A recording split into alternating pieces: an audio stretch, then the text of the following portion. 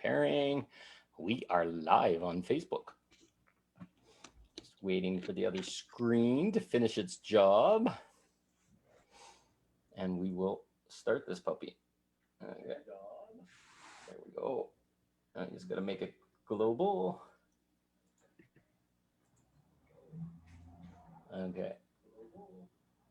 Close that. We'll just go back in and we're ready to rumble. Sorry for the, I wish they made this process a little more clean, but there we go. Okay, we are here with the lovely Anya Day, and she's coming to us from New York City. She's in the Big Apple. How's it feel there? Rotten apple. Feels like a rotten apple. We're going to talk about lots of cool stuff. She had some fun today. And we're going to talk about trauma and how to deal with it. And I did a little bit of a live myself today, and I want to expand on that. And I want to also give a gift of how to heal it, how to work through it for yourself so that you don't have to be stuck, and some tools to ground and other things. So how about you lead off? Let's know what's going on. Oh God, I feel so embarrassed right now, but Nothing to be embarrassed about. I was having a great day. I've been wanting to ride a bike because they have little city bikes on different corners. So I walked past one, so I was like, I'm gonna get on a city bike and go down memory lane. And so I did that, and everything was fine. I was trying to tap into my body and just feel what it's like riding the bike. And I get to this block, and there was I hear shouting like from the steps of a house. Like it was a lot of rage, and I just kept going. It's fine. And then a block down, I hit a red light, just waiting for it to turn green so I can start biking because I follow the rules. And then I had at that point, you were shining like the sun, right? I was shining like the sun, and I had my higher self tap me on the shoulder and say, hey, you remember that angry man? You should probably get out of the way, like just move or just turn, either wherever. And then the second voice, which came in, was like, no, I'm gonna stay right here. And then like a few moments later, the angry black man came up, and we locked eyes, and he was in so much rage that he fucking punched me in the back of my head, like right here. And then just continued his rage down the block. And I was so shocked. I didn't know what to do. Like I stood on the corner with the bike, and this woman came up to me and checked on me, and there was one car, and he was an Uber driver, and he rolled his window down. He's like, do you need me to call anything? Like, are you okay? Like, I have a driver, but I can come back. And I was like, no, it's fine. And like the lady was like, there's a precinct if you want to go down and report it. And I was like, no, I'm not going to do that. And like, I was just grateful that I didn't pass out or get a concussion, but I was like in so much shock and so upset. And I called my friend because about, I don't know, 8 months over last summer sometime, she got brutally attacked when she was riding her bike. They hit her with like some sort of metal lead pipe or something, so she almost lost her life. And this is my best friend here in New York, and so I obviously called her, and I was like, what happened? And she was calming me down, and she was so helpful, and just put the bike back and walked back to the apartment. That was my day. So we talked a little bit about it. Do you want to go underneath and see what else you saw in all of that? Sure. Go ahead. I need you to ask me. Okay. So is it a safe place to completely shine your full light right now in the world? No. We talked about that. And what I saw when I energetically, I'm in Calgary, I'm not there, but when I energetically tuned into it, I just saw somebody shining like the sun that was all beautiful and happy, and exactly the opposite of what he felt. And he was in such a dense rage with whatever happened in his experience. Darkness was coming through him and just wanted to fuck anything up that was light. And you just wrong place, wrong time. Yep. And you said you had some guidance. So what made you, or what did you learn from that? To listen to it and not to contest it, and that I don't always have to be a badass. You know, sometimes you just need to get the fuck out of the way and trust that. Mhm. And it's that first, it's the first voice, the first light tap. Mhm. So in future, you'll maybe listen a little more. Yep, that's a fact. Definitely listen more. Mhm. And I And mean, when you heard his anger the first time, what did you feel before the tap? I felt so much rage and anger and frustration and darkness. Mm-hmm. Like it was like out of control. Mm-hmm. So you had your own warning by your own system that Yeah. read that, and you were in your bubble or whatever, which is all good or whatever, and didn't know that it was following you, Yeah. that rage, and then your higher self or whatever you call your guidance warned you again. Yeah. And I'm not saying in any way, shape, or form it's your fault or whatever, but you're also in a really happy place, exploring new energies and all this kind of stuff. So why should you even have to worry about that kind of stuff showing up? Exactly. So the world you come from and the world I'm moving towards is a place where you can be wide open. I've been attacked many times, like not punched or whatever, but where I've been had like energetic attachments to my heart. One time a few years ago, I just like in Costco and my heart's wide open like this and walking around. And as I'm going to the checkout, something latched into me and God knows what it was. And it took me 4 days to get it out. So it happens. There's some darkness there. As we're learning our energetic boundaries, sometimes these kind of lessons are shown to just help us build a little cocoon in this world, or a little transparent armor. And then we talked about your light detail, right? Yeah. How does that look to you? I don't know how it looks to me. Or feels? I guess just like guards, Mm-hmm. you know. It's just very mind-boggling that a man would have so much rage and take it out on some 100-pound Small girl. person that was just shining and beaming like the sun. Yeah. But like, you know, literally just on the bike and has nothing to do with the situation. Like But good. I don't know. It's just like it's just mind-boggling that a man who is, you know, quite powerful would do that. So in your heart of hearts, do you feel it was the man, or was it something coming through him because in a state? Oh no, it was definitely something coming through him. Right. So it wasn't the person, it was just the density of the person allowed darkness to strike out. Yeah. And darkness is afraid right now, and darkness is struggling, and it wants to smash anything that's shining light into the shadow. Yeah. And you're a powerful light worker, and anybody that's being attacked as a powerful light worker now, I find it every day. You drive into town and cars are swerving at the last minute in front of me, or backing into me at the same time as I'm trying to back out.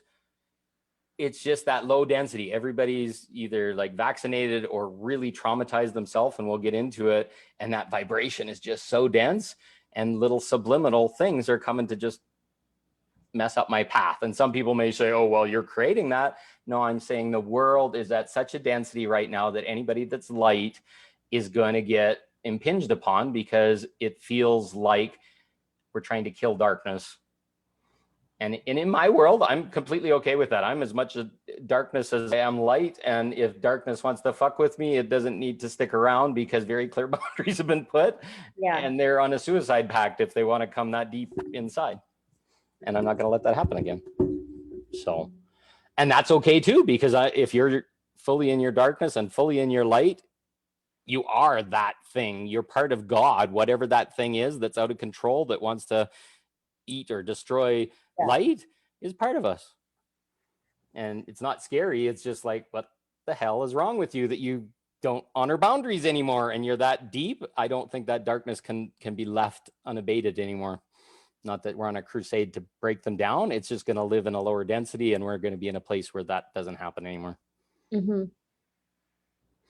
Now, here's the root of all of this. So I talked about it a little bit in my live, but what people need to be aware of is this pandemic thing, the masks, all the agenda that's built underneath it is basically traumatizing us. It took away our rights without consent. That's the definition of a trauma. So all of us are getting perpetrated multiple times of trauma. So first one is a lockdown. Okay, you can't go outside, you can't do this, you can't do that, you with no fucking explanation other than people are dying, and then them throwing these weird ass numbers that don't make any sense. And it's a lot of old people dying that normally die anyways. And then you look at the statistics and it's like less people died last year than the year before. So COVID actually saved lives because less people were out, less car accidents, less all these weird things. Then the next level of trauma is who you can be with. So you're taken away from your family because you can't have gatherings in your house, and you can't have Christmas or Easter or any of those things with your family because that's a hot spot or whatever you want to call it. Mm-hmm. And then the communities are destroyed. They shut down the churches. You can't have gatherings of 10 or more or less. They close down the restaurants. They close down grocery or stores. Each one of those is a trauma. And then guess what? You got a whole bunch of people that are just, so I talked about it before, and I'll research here when I let you talk here in a minute, but there's multiple forms of trauma response in your nervous system. One is fawn. Fawning is basically like a baby deer. It's like, okay, I'll do whatever you want. Just let me go and I'll do it. And I'm just going to get through this as quick as I can. I'll agree to whatever you want. Please be done. That's how a lot of rapes or other things happen, where it's like, I'm so much in a past trauma, I don't know how to do it now, so I'll just do it so I don't get beat up or I don't get hurt even more. And then the trauma exists and it just magnifies the old trauma, and a cycle happens. The next one is fight. So fight is like, I'm going to beat the piss out of you, and this is the warrior response. And he might have been in that fight response. Maybe he just had a big fight with his ex or whatever, and he wanted to punch the shit out of someone. So he was in the fight response, and it's like, fuck, you're too happy. You be down here with me, kalunk, right? Yeah, I think it was, probably maybe triggered by a woman, maybe a mom or lover. I don't know. Yep. I'm just trying to look those other ones up while we're going. And then, so fight, flight is the next one. So run away. That's like the saber-toothed tiger thing in the caveman or whatever. It's like run the shit away, or I got to stand and fight. There's two choices in the nervous system. But back then, yeah, the saber-toothed tiger could probably run 30 or 40 kilometers an hour, and you can run 10 if you're lucky. So you better fight or the flight eats you. But we're taught in most relationships or whatever, you wound, so you're like, fuck you, or say the worst thing you can about that person and then walk away so that they're slashed and they won't chase. So when you flight, they won't come after you. So we're at this visceral level of battle in every relationship, every fight or discrepancy we're having with other people. So that existed even before COVID. You could see it in people, right? In a relationship, and you trigger them enough, and then they're like, fuck you. And then it's burning the clothes on the front lawn and get the hell out of my house and never talk to you again. That was a fight or flight response. but it just re-traumatized, because now it's like, oh, you burned all my belongings and you hate me and all this kind of stuff. So you create an equal and opposite trauma in your lover so that they can never have a relationship. And you see how the density is constantly being pulled down. Yeah.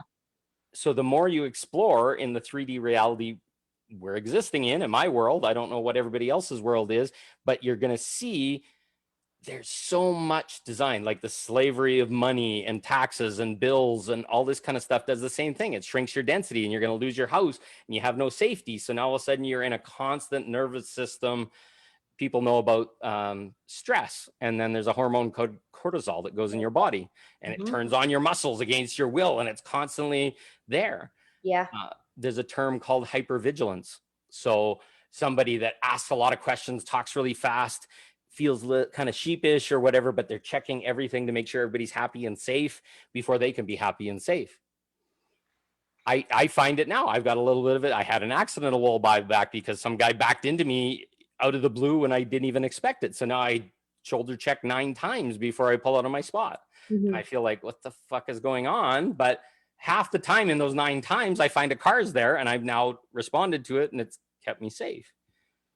But that's a world where everybody's being unconscious. So when you get into your nervous system like that, most people don't realize it, but some real clues that you can watch in your body is muscle tension in your throat back in here, where you're kind of like biting your teeth, or you feel this, or next one is your tongue against the roof of your mouth. You're just like, this isn't good, and you don't know why, but then your neck's really sore and you're getting a neck ache and that kind of stuff. You can have a tightness in your heart chakra, which is here where it's kind of, and if you understand, so fight or flight works with your nervous system. So your myofascia, which is like a spider web that's in between all your ribs and muscles and all this kind of stuff, it can contract just as much as a muscle can contract. And we're not consciously aware of using that system. So what will happen is that will just be your contraction. It's like, oh, I'm not safe right now. So that web just pulls your body in tighter, so it's closer. It's kind of like pulling in your ranks as an army so that your butt doesn't stick out the back and somebody slices it off or whatever. So that parasympathetic nervous system is in there, and then it turns into that's always on, and you don't ever know how to turn it off. You're used to it. And that's your normal state. It's like, I got to be like this, and I got to hold myself like this, and this is how I get a relationship, and this is how I talk to my boss, and this is how I talk to my mother. And your body's got all these poses that it just naturally goes to because that was safe last time. It doesn't do anything for safety. It basically just pulls you out of your body. Most of the time you contract, I feel like your spirit just squirts out, and you're sitting about a foot above your head, and you don't want to be in your body because it's aching and stiff and painful all the time. Now, just compare this, people listening on the live. Do a scan of your body. Where are you feeling tightness? Oh, my right hip's always tight, and my ribs are this, and sometimes I'm pushing my tongue up against the roof of my mouth. Or you can have like your veins showing up here all the time, or furrowing your brow all the time. Those are all indicators of you're not relaxed in your body. Guess what? You sit breath. When you get nervous, you go, and you're only breathing the top third of your lungs. What happens? All of a sudden, you're constantly in a state of almost suffocating. And it's almost killing you. So all of a sudden, your parasympathetic nervous system is like, what the fuck's going on? But the rest of it's so squeezed, you can't get breath down there without consciously breathing. So you just, and you're like, what the fuck's going on? And why do I feel so tired? And why am I feeling like I want to run away? Those are indicators. So first, feel how tight your chest is. Are you taking full breath? You should breathe for like a count of 4 and get it right down to your pelvis. Take one more sip afterwards and then sit there. And you can sit with that breath in for like 30 seconds or a minute and do things, and you're not choking all of a sudden. And then the next one is breathe out for at least 4, maybe 10.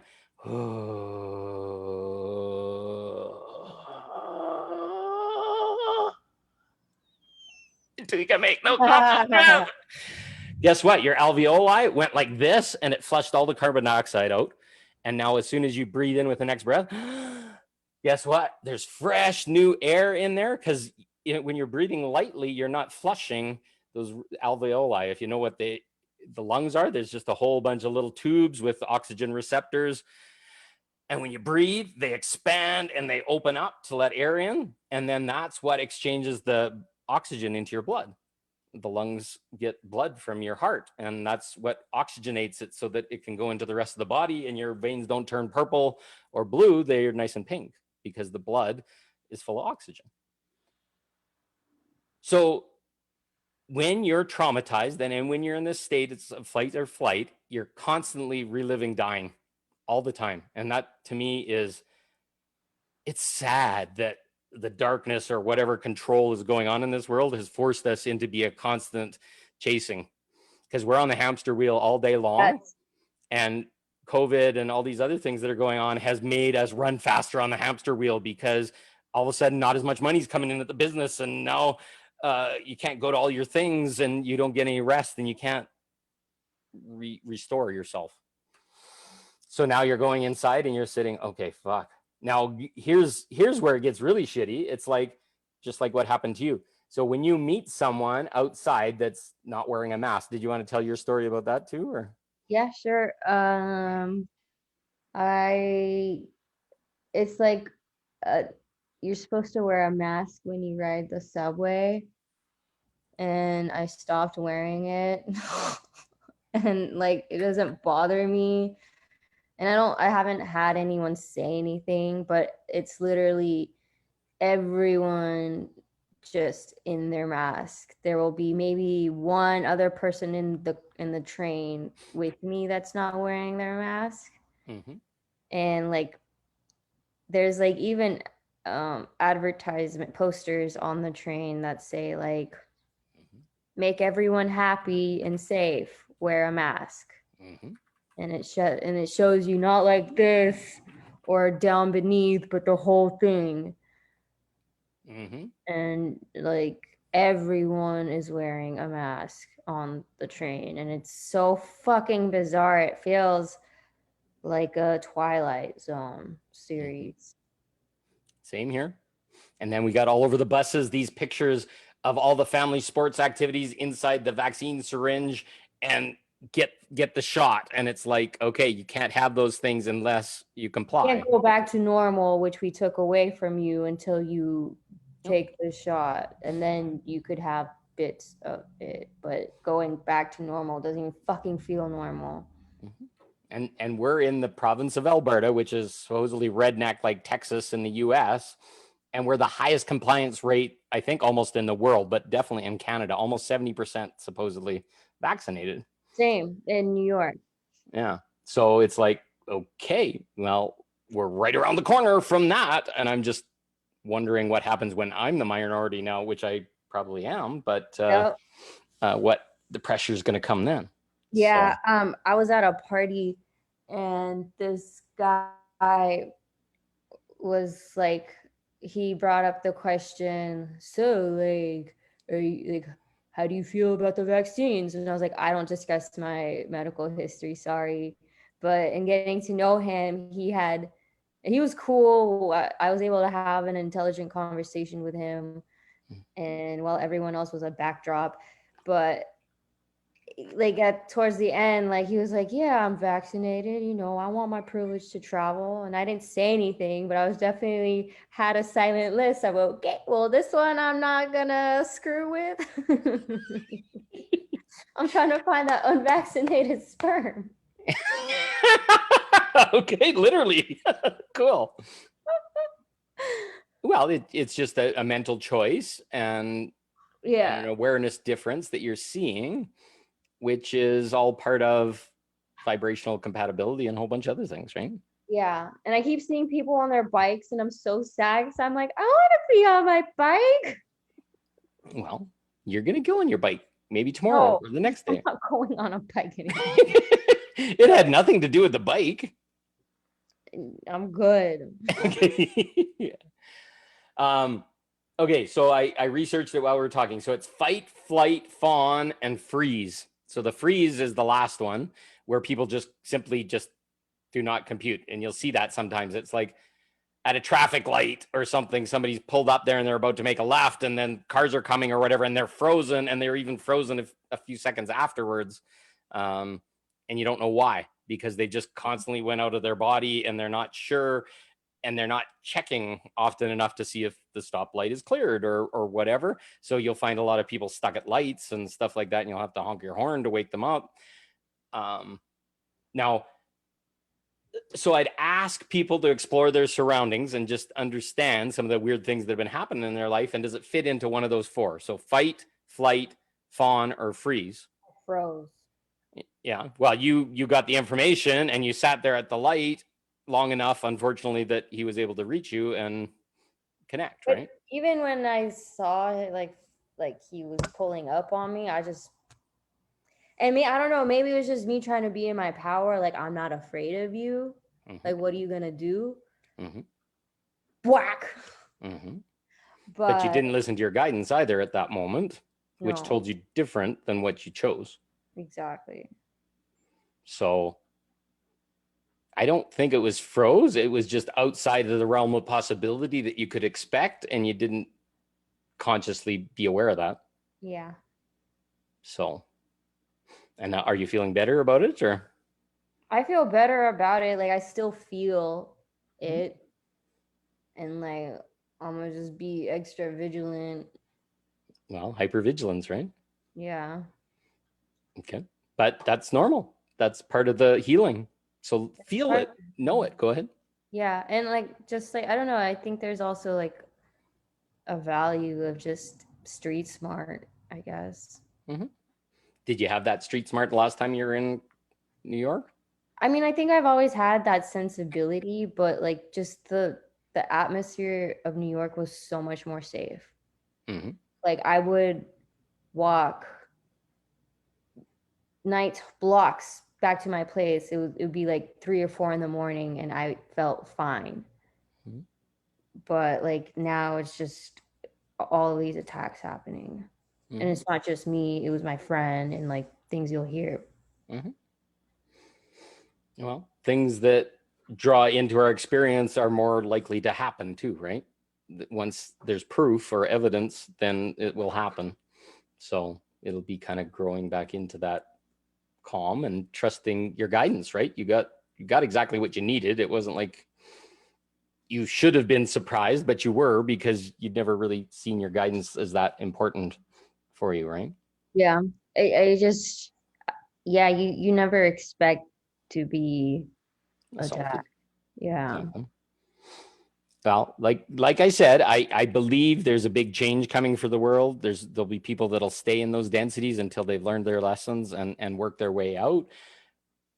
There's no more piggyback with a light person that's really going to the light, because that light will incinerate whatever density is, and you'll instantly awaken a person. They may not like that, but that's really the point, because the light is now getting that strong. Yeah. Yeah. So So I mean, I think Lori Ladd spoke about it in the video. So like, even though there is this influx of light energy and the world is vibrating at such a higher rate, it does have its contrast. Mm-hmm. And that contrast was very strong, and it was over rotated into the darkness for a long, long time. But that density is like making diamonds out of people. Yeah. And we're coming out of that density and the fight and the codependency and the anger and all this kind of stuff and past relationships. And that coal that was crumbling off on the outside, and the inside there's a diamond, and that's the light. And then when you fully inhabit your light, you fully encompass that darkness, and you fully encompass your godhood or your light, and you find this place of absolute centralism. It's like, yeah, I can go right to the ground and destroy a person or whatever, or I can love them with all the light in the world. And when you find that place, you're completely in balance. Yeah. And darkness doesn't mess with you, because you're that darkness. Like, fuck, if you owned that guy and said that was a part of me or whatever, he wouldn't have even approached, because you're one bad man in jamma underneath or whatever. And you had that power in you, you said, and you never expected it in the world at that moment. Yeah. Yeah. But next time it's like, okay, either I've got my protection detail, like the Secret Service that's around you to protect that, or you said you stared him in the face. What did you see when you looked in his eyes?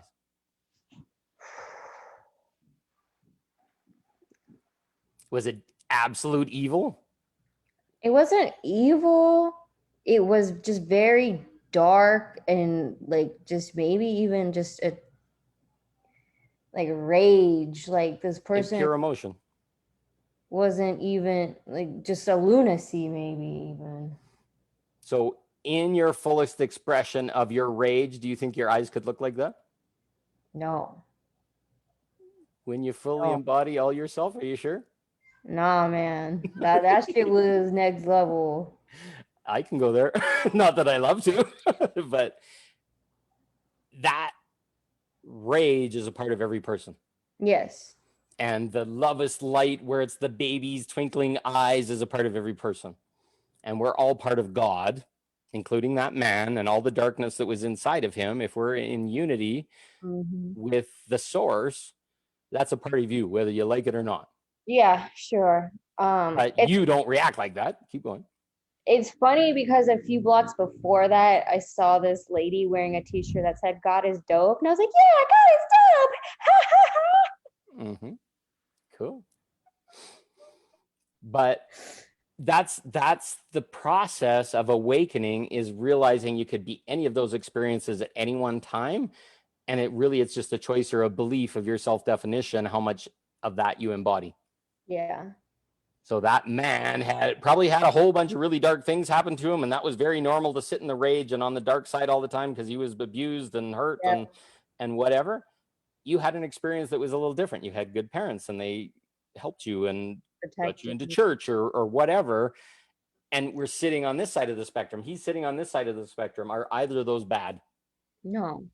Because he gave you an experience to test whether or not you listen to your darkness or your guidance. Guidance. He Yeah. also showed you a face of absolute darkness and you got to stare into it. Fucking demon.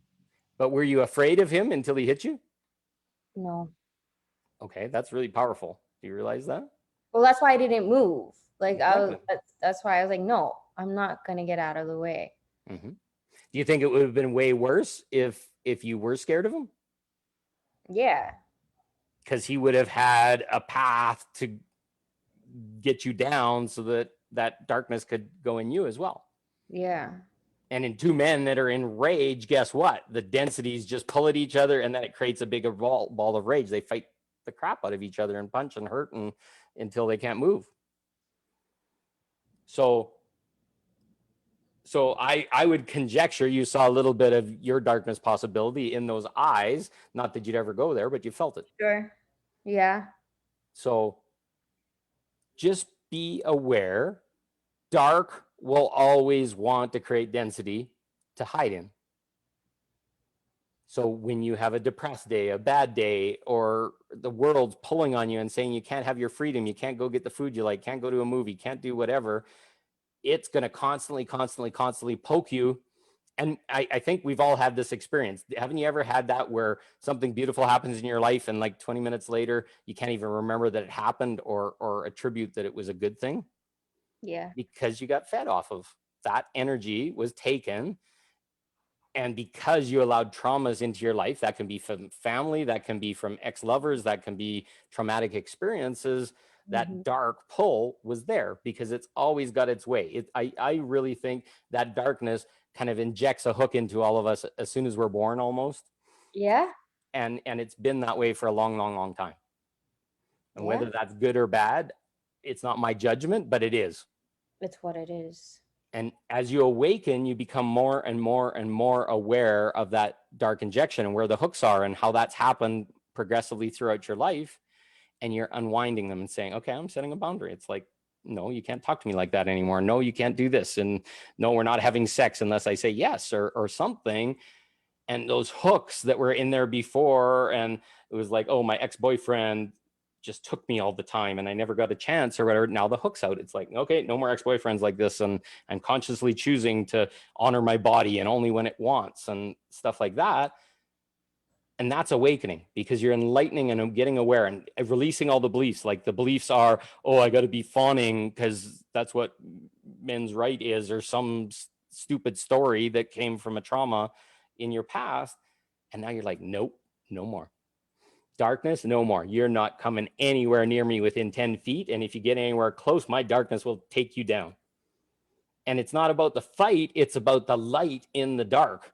Because look at how much strength and awareness of self that darkness has created for so many people. And it'll make you vomit. Oh, I got raped and I was a victim for 30 years and I was an alcohol addict and all this kind of stuff. It took you to your absolute bottom and felt your least amount of light and your biggest wound. And you stood at one point and you hit the bottom and maybe you're going to shoot yourself or throw yourself off a bridge, and you made a choice. And that choice said no more. And then all of a sudden you stopped having alcohol, or somebody came into your life, or some brightness came in and you took steps up, and they were freaking conscious, hard steps. And you climbed and you climbed and you climbed and you climbed. And now Anya's standing on a street corner, got punched in the back of the head, and she stood up and she's finding a place to smile again, because she's not that. She was that. She came from that. She might have felt that a few times, but it's a part of humanity, a part of the whole. And maybe one day you're going to shine enough light into the world that that man will not take that choice ever again. Maybe that's crazy.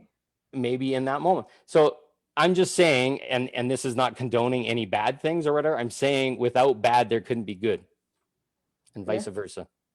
And without dark, there can't be light. Like light just vanishes the dark, but you have to have it so that you can have all the experiences. Yeah. So keep people on their fucking bikes. Oh, it's okay. She's looking out the window and seeing them all. Okay.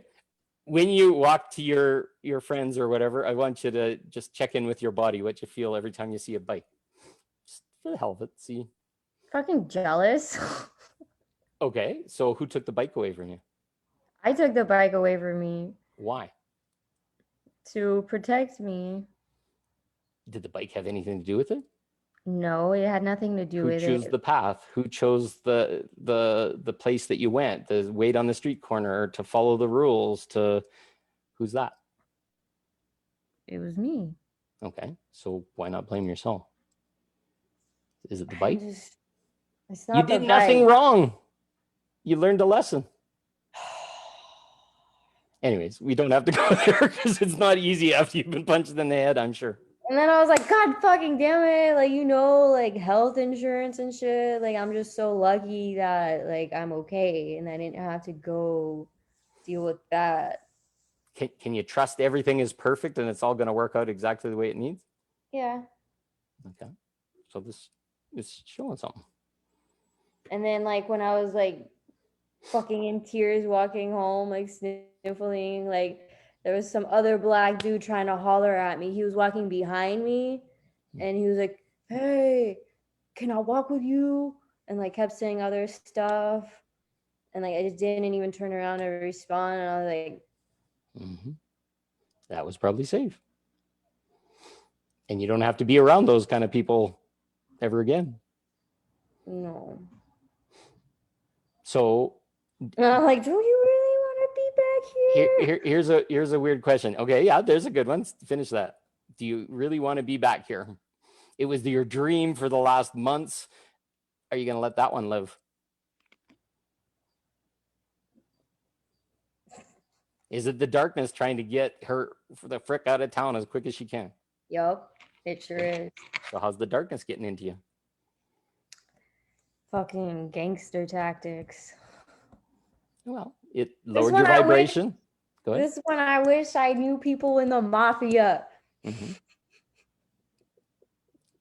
Would that make you feel better? Yes, Tony Soprano. For like 5 minutes. That's okay. Revenge is sweet, There's your darkness, my dear. Yeah. Yeah, but I don't actually, like, I wouldn't actually do it. I'm just talking shit. But you're living vicariously. It's all cool. I do it too. I destroy darkness that comes to me. Once it violates my boundary and it starts messing with my sexuality or my happiness or my kids, you should have seen the thing that went down with my kid's teacher. It was like, I think I told you a little bit about it, but it turned out perfectly. My kid, and the middle of my trauma video, just before you phoned me, the vice principal phoned me, but it was like they're telling my kid, because he was quarantined off the bus and they gave him no support for 2 weeks, that he was failing one of his courses. And I'm like, where's the compassion? You just traumatized my child through no fault of his own. And now all of a sudden you're blaming him and shaming him even further. My son was so stressed and he was crying and he didn't know what to do because he was so confused and had no support, and they took away all his friends and all of this and made him a pariah because some kid on his bus might have had COVID. I don't get evidence of that. I can't even find out if that's true. They could do whatever the frick they want. So finally, the teacher is just trying to force the system. It's like, your son was absent for 2 weeks, and she didn't even acknowledge that he was quarantined and had no school support or whatever. And they've left my child to figure it out on his own. And they haven't trained the parents anything.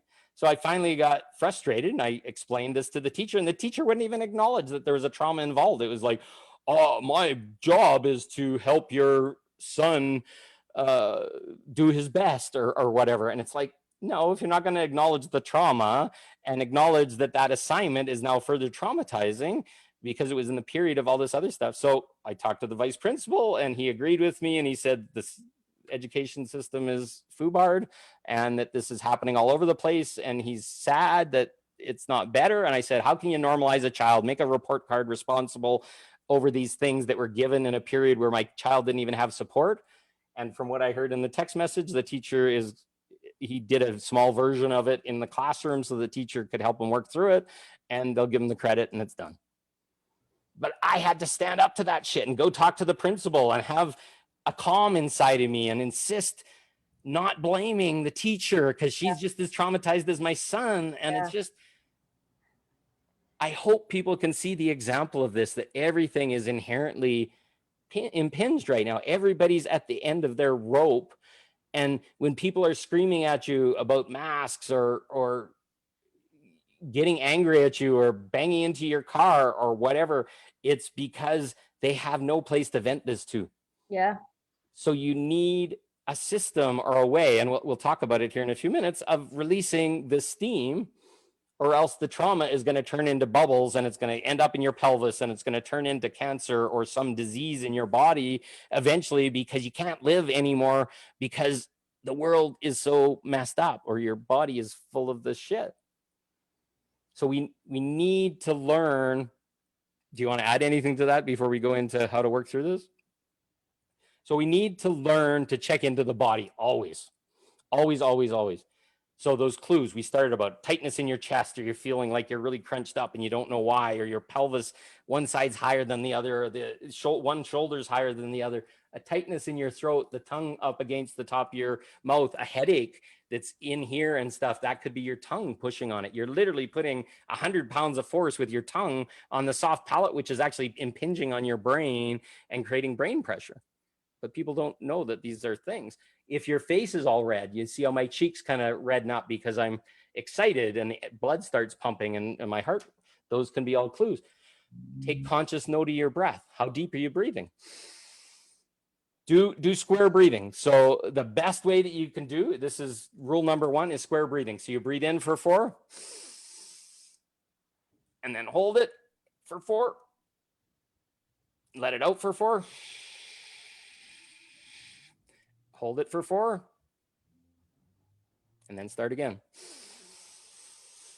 This, I'm told, is used by the military. If you're stressed and you're in a triggered state, step back from where you are, which might be a little hard in the military, and then do that square breathing. And if you can do it for 2 or 3 minutes, literally the oxygenation level in your body and the carbon dioxide load, because you stop breathing as soon as you get scared, you're kind of holding your breath. Once the oxygen level gets up, your cortisol levels change, and all of a sudden serotonins and dopamines and all these other things start going in your body, and you're normalized again. Yeah, it feels good. It does. So oxygenation of your body is the very first thing.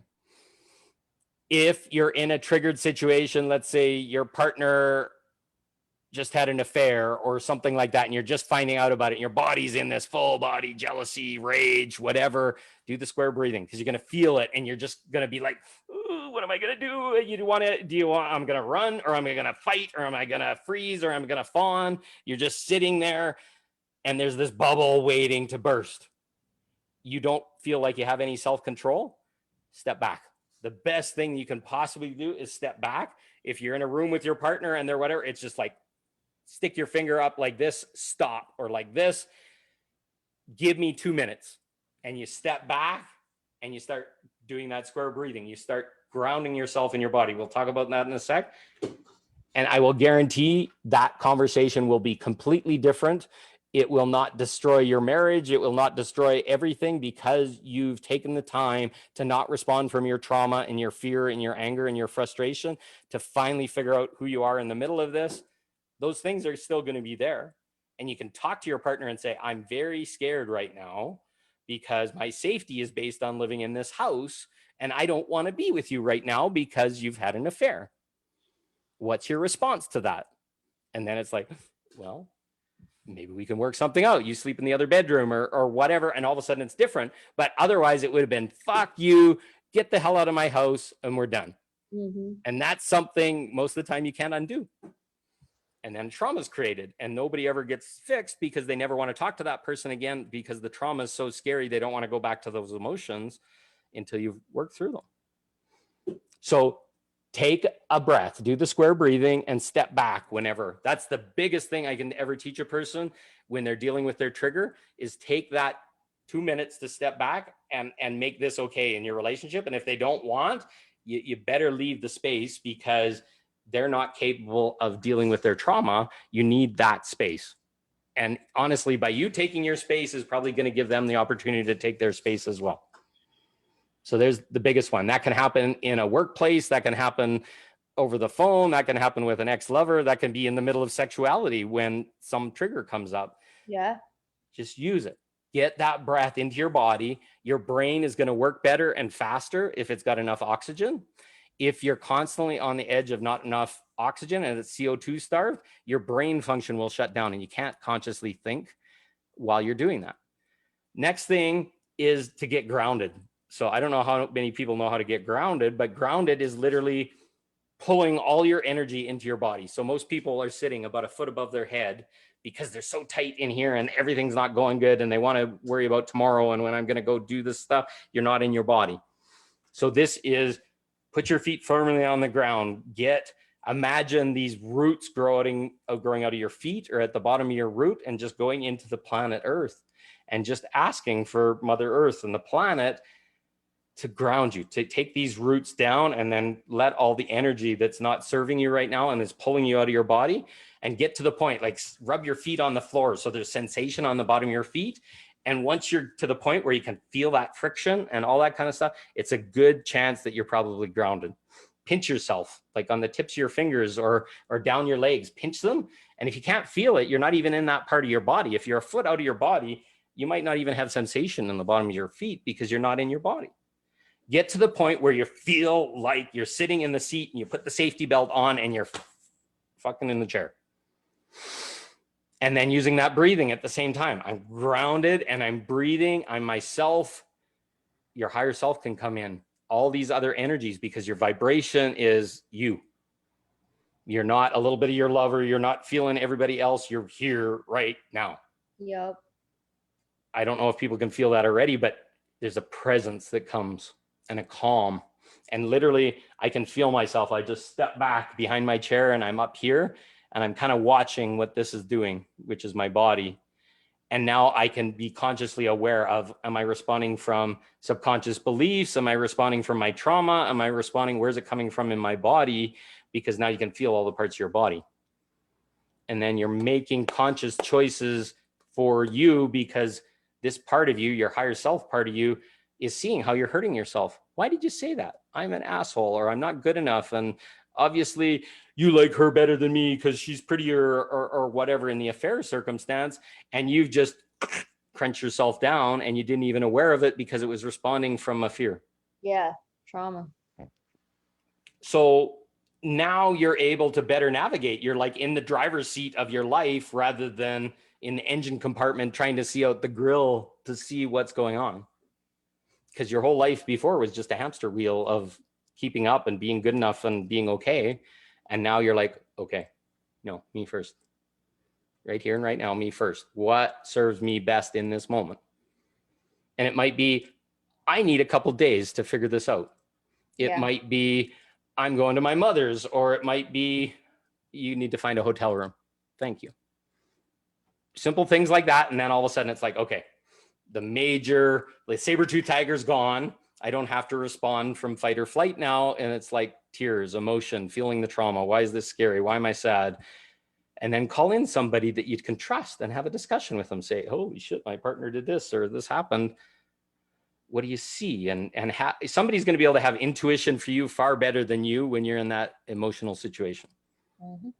So breathe with them, have a discussion, use that square breathing and say, holy shit, this hurts. And it's just like the last time. And this is a pattern and all this kind of stuff. And then you can look at it and say, okay, why is it a pattern? Oh shit, my dad left me as a child and I don't feel good. Or my dad never really affirmed me and I'm filling my life with these things. Or my mom did this to me or whatever.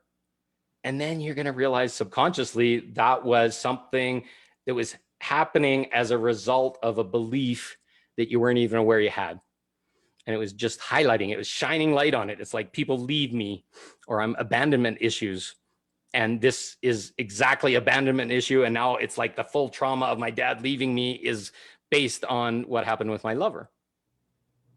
Once we drill down, those things lose their density because once you find the root and you start working on the root, the intensity goes away because it's really the first time. Maybe you were a baby and it was a loss of a dad and now you're still reliving it with your third or fourth partner. No, you don't know that's happening until you have that quiet time and have somebody hold space for you and you can say, when's the first time this happened? Yeah. Fuck. It was my mom or it was my dad or was it whatever. And then you're like, okay, go back there. And then you can work with your inner child. And that's other work. But that's the key to releasing any trauma. That's the big solid bubble that's rock hard, that hurts every time you touch it. Maybe it's in your pelvis or somewhere in your root connection to the world and physicality because you didn't have that grounding that you needed of a dad figure or something. And it's not even the situation that just happened. You're just projecting the energy from something past onto this and making it more real. Oh, fourth time, I guess I'm not good enough. I'm a victim. Yeah. Men always do this to me or girls always do that to me. And you're just like, you're not even living your life anymore. Mm-hmm. This is where a conscious community becomes very important. That's where we're talking about living your light and all this kind of stuff. Go ask those questions in that space. And people will come up and they will talk to you with self-responsibility and accountability and vulnerability. And they're going to help you drill down and say, what's at the bottom of this? Do you want to continue living the next 70 years of your life with that showing up over and over and over again until you figure it out? And it's way easier to deal with it with another person than it is with your lover that you're fully invested in or in the same house with. Yep. So these are the places. So is there anything you can add into trauma treatment or healing from your experience? No, I think what you said was good, just to have that support, that community that can help walk you through it and get you back to getting grounded. And I think it's just like becoming aware of it first and then having boundaries. Okay. Building new boundaries. Exactly. Mm-hmm. So what helped you in your return walk from your incident? Well, I called my friends. Okay, so you had support and you could talk about it? I had support, I could talk about it, and she helped me feel safe. And it got some of the energy out, didn't it? Yeah. If you huddled up in a ball and you walked home all by yourself and you were crying, you'd probably curl up in a ball at home and just keep crushing it down until it didn't hurt anymore. Yeah. But does it really not ever continue to hurt? It's just less sensitized if it's not at the surface. Yeah. Yeah. Yeah. So a trauma needs space to be witnessed with another person. Mm-hmm. I personally, in my experience, some people think it's possible, but I personally think you need your trauma witnessed by another person to give it the value that you need, Yep. especially if it's a big one, because it self-defines you. And if you're going to let a part of you that's like 30% of who you've been in, well, 50 years of your life, there's a part of you that's still human that says, okay, I got to let somebody see it, see that there was a value in doing it, and that I transmuted something for the collective or whatever it is, right? So witnessing is the first one. A really strong held space. So somebody that can kind of hold a container for you, sit across from you, and you just feel like there's these loving arms around you the whole time you're talking, and you know that nothing bad's going to happen. And then a container to release the energy. So a safe space where you can cry, you can scream, you can punch a pillow, you can sit and be witnessed, or you can go even deeper where the container can be alchemical, where that can be through sexuality, through massage, through yoni work, lingam massage, where a part of your sexual release is dedicated to the breaking down of those emotions. So this is quite common for women. Well, they'll be in the middle of orgasm and they'll be screaming and crying and sad, but they're still happy because you pop some of those bubbles of that trauma. And it's very normal. I really think most of this stuff should be healed through pleasure. I know you got to get going here right away. So, but creating new ways where we can partner with other people to release those things in ways that are fun and playful instead of a whole bunch of crying and screaming and gnashing of teeth. I think that's right. Yeah. Look at the orgasmic energy bubble that's possible and how it's like a thermonuclear explosion. You're going to remove 20 or 100 times. And if you can be trained on breath and all these things, you can smash that stuff out over and over and over again. Yoni eggs, all these kind of things that help work it through. So in conclusion, trauma is happening to us all. And if you think you don't have a trauma, you're going to be really fucking surprised when you find out all the places that you've been hooked into since you were born, churches and parents and girlfriends, boyfriends, work, jobs, all this stuff. They all put little rules around you and boxes and shit like that that force you to give up some of your energy and your power and your choice so that they feel better. And it's not useful. So use those things we talked about earlier, the breath work, 4 square breath work, 4, 4, 4, 4. Breathe in, hold, breathe out for 4, and then hold or release, and then start all over. Do that 10 minutes, 5-10 minutes. You're going to hypercharge your body. Your vibration is going to go up. Get yourself grounded. Roots, Mother Earth, help transmute, and then getting in your body, and then stepping back and seeing, and then responding. Give yourself 2 minutes. Do the no.